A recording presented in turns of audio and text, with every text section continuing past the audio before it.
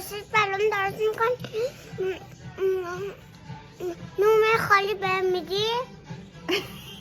وای تو چه بلایی الان مگه یه عالمه بهت سوسیس دومون ندادم ماما ندادی. تنبلی میکنم؟ آره. الان نون خالی داری میخوری؟ چیز میکنی؟ توهین شده بهتون؟ آره. بسا جان عزیزم اینقدر نخوب بسه.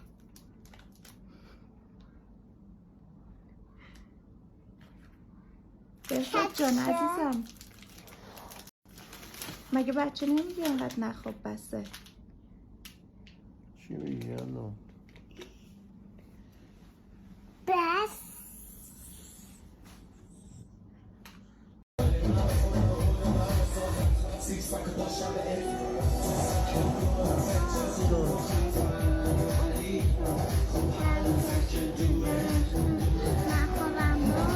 چی؟